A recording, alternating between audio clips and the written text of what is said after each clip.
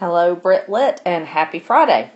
Several housekeeping items first before we get to talking about our chapters.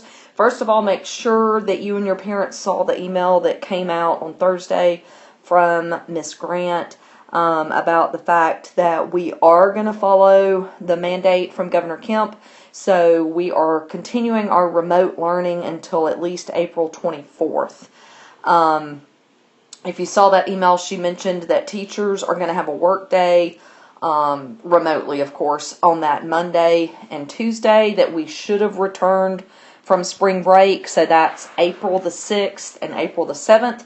So since those have been made into teacher work days for us to make sure we've got our act together for the rest of the year, then that means you get an additional 2 days of spring break. So congratulations. That's pretty cool.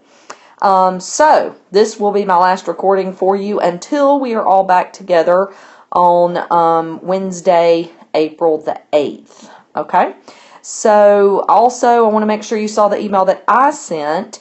As I am looking at planning the rest of the year, I do have to submit a revised curriculum map to the admin team on Monday after spring break. So obviously I want to go ahead and start looking at that. So we are going to try to do a little quick Zoom meeting between us. Any of you who can join us on Friday at 2 o'clock in the afternoon.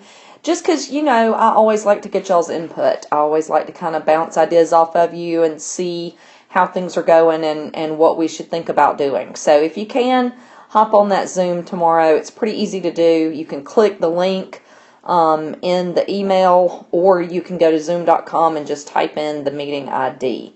And so I hope several of y'all can join in with that tomorrow, and so I can get your input. Okay, so let's talk about chapters 16 and 17. So remember that we had a pretty big thing that happened at the end of chapter 15. Jane had woken in the middle of the night, hearing something brushing against her door, and then a creepy laugh, and went out in the hallway, and, Rochester's room was, well, not his whole room, but the curtains of his bed were on fire, and he was unconscious. She saved him, blah, blah, blah, but then right at the end, he almost seemed like he admitted his feelings for her, because he said, I knew when I first saw you that, you didn't strike such passion, or he didn't say passion, but, basically he seemed to kind of admit that he knew she would do him good and that they felt a kinship for each other. So the next morning, because of that, and he said all that while holding her hand, which back then was a huge thing. That was practically engaged if you held somebody's hand. And so she, barely can sleep that night. She's so excited. So the next morning she's almost scared to see him again.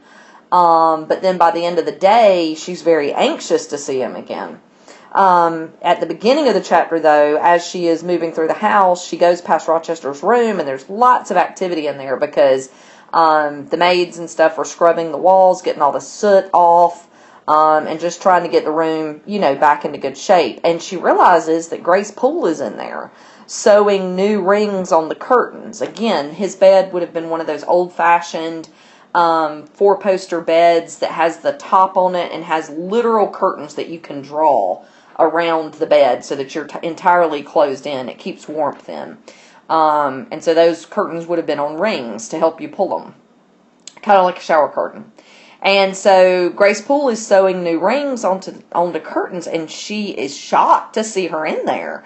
Because Rochester all but admitted that it was Grace who had set the fire to his room. And so Jane, of course, expected Grace to have been fired, obviously. And so she's really shocked to see her in there, and she starts kind of questioning her. She says, it was a strange affair. Did Mr. Rochester wake nobody? Did nobody hear him move?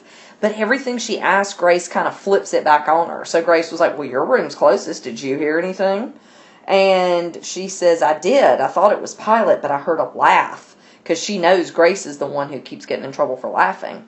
And Grace just kind of looks at her and then says, well, I doubt Mr. Rochester was laughing. And she said, you must have been dreaming. And Jane's like, I wasn't dreaming. And she says, did you open your door and look out in the gallery? And she said, no, on the contrary, I bolted my door. And Grace is like, wait, you don't always sleep with your door bolted? And Jane was thinking, like, why is she turning this around on me? Like, I'm supposed to be interrogating her. Why is she interrogating me? And so Jane was like, no, I thought it was a safe house, but from now on I'm going to lock my door. And she was like, yeah, that's probably a good thing. And so then Grace gets called down to dinner. And Jane is just confused. Like, A, why is this woman even still there? Why wasn't she fired? B, why is she acting so bold? You would think if somebody had done something so horrible in the middle of the night that they would be kind of subdued the next day. And she's not. She's just bold as brass. And so she's very confused about that. So she goes down to Mrs. Fairfax, and Miss Fairfax, of course, was talking about the fire as well. But everybody in the house thinks what Miss Fairfax and Leah and everybody else thinks is what Mr. Rochester told them, that he had fallen asleep reading and the candle had set the curtains on fire. So that's what they all think happened. So she's trying to figure out, Jane's like, what's going on? Like, is he in love with Grace? Like, why does he keep her here? But Grace is old and very coarse, and she's like, surely that's not it. But she just can't figure it out. And so then she is hopeful that she will get to see Mr. Rochester. But as evening approaches, she hasn't heard or seen anything from him all day. And she's really anxious now to ask him some questions. Like, why is Grace still here? And what's going on? Why did somebody try to burn you alive last night? And she is disappointed that when she's finally called for tea in Mrs. Fairfax's room that evening, Miss Fairfax looks out the window and is like, well, Mr. Rochester had a good day for travel. And Jane's like, travel? Where? What are you talking about? Where did he go? And so that's that next question right there. Let's see, get the pen going. Because we did that one. Where Mr. Rochester has left. He has actually traveled to a neighbor some distance away, the Lees. And it's Leas. And there's apparently a big party there, and everybody's hanging out. There's a lot of women and men, and they're all very fun. You know, none of that set worked. So they did that kind of stuff. They would hang out a lot. Like, they would go to London for the whole, what they called the season, which was just a time period in the spring and early summer where women would try to catch a husband, basically. Like, the parents would hold these balls and this kind of stuff and present their young misses who were of marriageable age and try to get them married off. So they spend a lot of time doing that kind of stuff. And so she asks Miss Fairfax, she's like, well, are there any young women there? And Miss Fairfax tells her there are. And of course, the main one is Blanche Ingram. And Miss Fairfax describes her as very beautiful, quite a favorite of Mr. Rochester. And she is probably around 26. Rochester's in his probably around 38, something like that. And she is beautiful. She's very accomplished. She can sing. But the main thing is she is absolutely beautiful, as well as being a fine lady from a fine estate. The only reason she's not married is because her family doesn't have much money anymore. And back then, men generally would marry a woman who had a good dowry so that he would be bringing money into the marriage. So that, of course, Jane was thinking, okay, maybe Rochester likes her based on how he acted last night. But now, hearing that this beautiful Blanche Ingram was a favorite of Rochester's and that they got along wonderfully last time she visited and all that, she just really is I think really a little heartbroken by that. And so then it's so sad to me what she decides to do as a punishment to herself for getting her hopes up. After she leaves Miss Fairfax's room, and Miss Fairfax also says that Mr. Rochester may not come back at all. He usually leaves straight from, another house to go on back to Europe. So Jane doesn't know if she'll ever see him again. And so she goes back in her room and is just talking really mean to herself. She's like, you, a favorite with Mr. Rochester, you gifted with the power of pleasing him, you of importance to him in any way, go, your folly sickens me. And she tells her to open her eyes and realize that Rochester could have any woman that he wanted, and that he has women like Blanche Ingram who are, interested and eligible. And so she says, listen then, Jane Eyre, to your sentence. So it's like she's sentencing herself to a punishment. She says, tomorrow, place the glass before you and draw in chalk your own picture faithfully without softening one defect. Omit no harsh line. Smooth away no displeasing irregularity, and write under it, portrait of a governess, disconnected, poor, and plain. So she's going to draw this just very plain. It would be, she says in chalk, but for us it would be like almost in pencil. Just this very severe self-portraiture of herself. And that's what she's going to write underneath it. Then she's going to take smooth ivory and the most beautiful colored pencils that she has and draw this just amazing picture of this gorgeous Blanche Ingram, as far as how Miss Fairfax described her. And once she gets done with that, she'll write under it, Blanche, an accomplished lady of rank. And so once she gets done with these two different, the drawing and then the painting, she says, in future, whenever you should chance to fancy Mr. Rochester thinks well of you, take out these two pictures and compare them. Say, Mr. Rochester might probably win that noble lady's love if he chose to strive for it. Is it likely he would waste a serious thought on this indigent and insignificant plebeian, which basically means poor, plain person, because she's not, of any kind of rank or anything. And so she resolves to do it, and she does over the next, she draws hers in an hour and then takes 2 weeks to draw Blanche Ingram and makes it as beautiful as possible. And so through that discipline, she congratulates herself that she has gotten over her feelings for Rochester. But I just think it's so sad that she sees herself as so, not comparable to anybody else, hearing that he's off with Blanche. Okay, so that's that chapter 16. So then moving on to chapter 17. On the first couple of pages, after a week passes with no news from Mr. Rochester, and then 10 days, and Miss Fairfax is like, he'll probably go on to London, and she starts to feel sad about that, and then she gets on to herself again, just like she was in the previous chapter, and is like, what does that have to do with you? That doesn't have anything to do with you.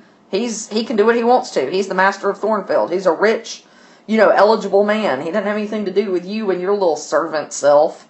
So she's still just talking to herself so badly. And she's berating herself, which you know what that means, right? If you're berating yourself, you're like putting yourself down. She's berating herself because she's trying to make herself sort of like wake up and smell the coffee and face reality. She doesn't want to let herself have any hopes and dreams of any kind of future with Rochester. She's trying to make herself really look at reality, of the situation, and realize that there's no reason on earth why he would choose her. And so that's why she's talking so mean to herself that whole time. And so he had been gone for 2 weeks when finally Miss Fairfax gets a letter one day, and Jane was on pins and needles waiting on her to read it, and she reveals that the whole group who were at the Lees is actually going to be coming in 3 days, and they're going to stay at Rochester's for a while. Again, this is what the rich people would do back in this time. They just kind of go from one house to another, just, hanging out and entertaining themselves. And so Miss Fairfax is like, we got to get ready. He says, open up all the bedrooms. So they have 3 days of just the most intense cleaning, even taking paintings down off the walls and cleaning them and putting them back up. I mean, like, picture whatever the most intense cleaning your mom's ever done when y'all were going to have family over or host Thanksgiving or something. Like, it's like that times 12. And so they're just, cleaning, getting tons of cooking done. Again, it reminds me of getting ready for Thanksgiving. Cooking all these different cakes and pies and getting everything ready. So there's no schoolwork for Adele during this time. She's running around, in the middle of everything because Jane has to help. And so they're just busy. So in the midst of all that, one day she comes upon Leah talking with this other servant, and apparently they were talking about Grace. And the charwoman said, well, she gets good wages. And Leah said, oh, yeah. Leah says, no, he's not stingy. I get good wages too, but it's not 1/5 of what Miss Poole receives. And she's saving it. She goes every quarter to the bank at Millcut, and once she has saved enough, then she would be able, basically she's saving for her retirement, so that when Grace Poole retires, she'll have enough to actually live off of. So obviously she's making a whole lot of money. And so the other woman says, well, she's a good hand, I dare say. And Leah says, oh, she understands what she has to do. It's not everybody who could fill her shoes, not for all the money she gets. And they were going to keep talking, but Leah saw Jane there, and so she nudges her companion, like, shh. And her companion's like, doesn't she know? And Leah shakes her head, and they drop it. So, again, there seems to be some kind of, what's going on? What are they talking about that Jane's not in on? And why does Grace Poole get paid 5 times as much as everybody else if all she's doing is sitting up in the attic and sewing and laughing crazily? So, there's no way for her to solve the mystery, so she drops it. And so then Thursday finally arrives, and she sees they're kind of all waiting at the window, and they see the party approach. There's several wagons that are pulling, 2 carriages, rather, that are hold most of the guests. But Mr. Rochester's riding in front, along with 2 of the gentlemen. And Pilot, of course, is running alongside with his black horse, Monsieur. And then there's a lady riding at his side. And she has a purple riding habit and a long veil. And Miss Fairfax is like, oh, Miss Ingram. So Jane realizes that Miss Ingram has come, and she is going to get a chance to see her and see if she's as beautiful as the picture she drew of her. So Adele wanted to go down and see all the pretty ladies, and Jane's like, no, you're not going down unless you're called for. And so she's just trying to keep her entertained. And Adele keeps begging. There was one long French part where Adele says, at Mama's, when there would be a lot of people, I would follow them everywhere, in the drawing room and to their rooms, and I would watch the maids dress the ladies and arrange their hair, and it was so much fun. That's how one learns. So she's trying to convince Jane to let her go. Watch all the ladies getting ready for the evening, because they would get ready for dinner the way we get ready for prom. It would be elaborate. And Jane's like, no, you're not going anywhere. And so, finally, she sneaks out and goes down and gets them some dinner, and lets Adele sit up out in the gallery where she can kind of see over the banister the coming and going of all the servants and all that.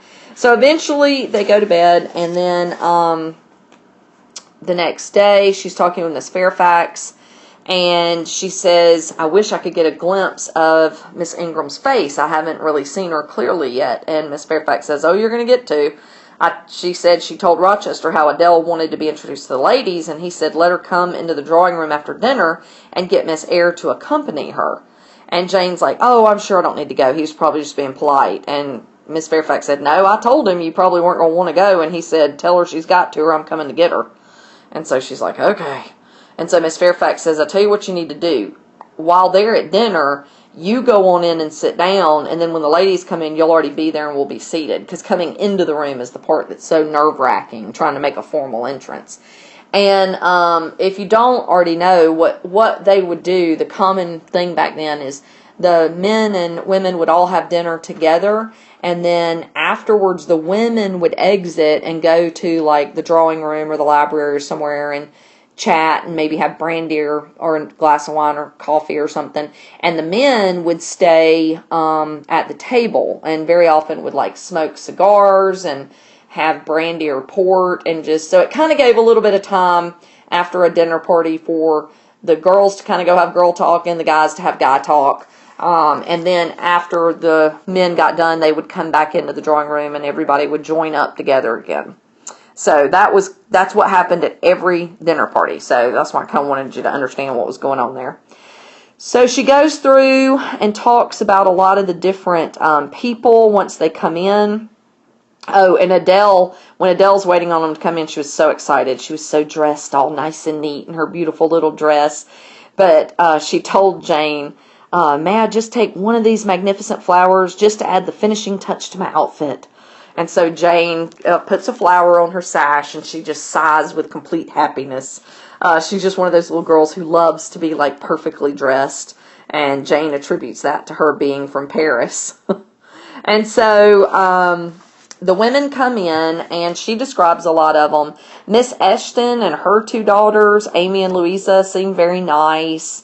Lady Lynn just seems like a typical older lady. Mrs. Colonel Dent was kind of slight and just looked like a noble dame. But the main ones that drew her attention were the Dowager Lady Ingram, so that's Blanche's mother, and then the daughters, Blanche and Mary. They were all really tall, and even though the Dowager was between probably 40 and 50, she was still looked very well, still had black teeth, not black teeth, black hair, and her teeth were still good. And her daughter Mary is kind of thin and sort of not really, you just don't really notice her. But Blanche, of course, is beautiful. She's just as beautiful as the picture that Jane drew of her. And so then Adele is going around and talking to the ladies. Miss Ingram doesn't have anything to do with her. She just looks down at her with a mocking air and said, "Oh, what a little puppet." But the other ladies there are kinder, and they pull her over and start talking to her, and she's real happy. So then, this is the part for number 4. So yeah, that was going through there. And so number 4, Jane finally admits something to herself when the men finally come in after dinner. So the men come in and she describes them. There's Henry and Frederick Lynn and Colonel Dent and Mr. Eshton. Lord Ingram comes in. He's handsome too, but looks apathetic and listless like Mary. So just kind of like, not a lot of spice, not a lot of liveliness to him. But then Mr. Rochester comes in. And so she's been doing all of this in a different tense. And then she says, "And where is Mr. Rochester? He comes in last. I'm not looking at the arch, yet I see him enter. I try to concentrate my attention on those netting needles, on the meshes of the purse I'm forming. I wish to think only of the work I have in my hands." So she's trying to ignore him, but it's like her eyes keep getting drawn up to him, no matter what. Like, she knows exactly where he is in the room. He didn't come over and speak to her. He took a seat on the other side of the room, but she said, "No sooner did I see that his attention was riveted on them and that I might gaze without being observed than my eyes were drawn involuntarily to his face. I could not keep their lids under control. They would rise, and the irises would fix on him. I looked and had an acute pleasure in looking, a precious yet poignant pleasure." And she goes on to say, "Most true is it that beauty is in the eye of the gazer. My master's colorless olive face, square massive brow, broad and jetty eyebrows, deep eyes, strong features, firm grim mouth, all energy, decision, will, were not beautiful according to rule, but they were more than beautiful to me. They were full of an interest, an influence that quite mastered me, that took my feelings from my own power and fettered them in his. I had not intended to love him. The reader knows I had wrought hard to extirpate from my soul the germs of love there detected. And now, at the first renewed view of him, they spontaneously revived, green and strong. He made me love him without looking at me." So, as much as she has tried to talk down to herself and, like we said up here, like just berating herself and talking badly to herself and, what has he got to do with you? You need to focus on your own life, blah, blah, blah, blah, blah. As soon as he comes in and she sees him, she realizes, that she loves him. She can't hold that thought away from her anymore. So, she goes on to describe the rest of the party, and she realizes that even though Mr. Rochester is smiling at various people, he doesn't seem to be as amused or entertained by them as he is by her.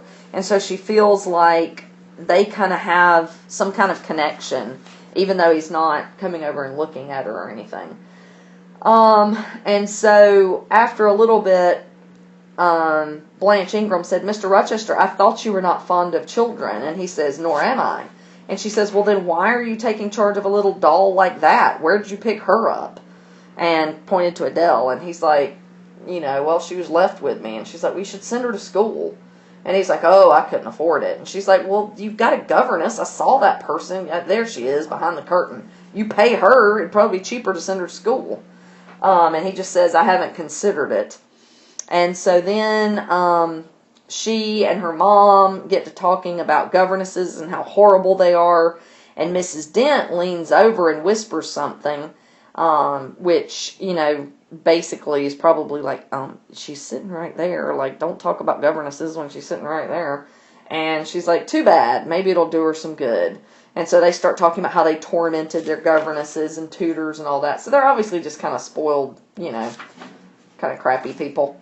And so, anyway, then she starts flirting more with Mr. Rochester and wants him to come sing with her. And he's, flirting back and saying her wish is his command and all that kind of stuff. And so Jane's going to leave, but as soon as Mr. Rochester starts singing, she can't leave because he has a beautiful voice and she's just kind of entranced.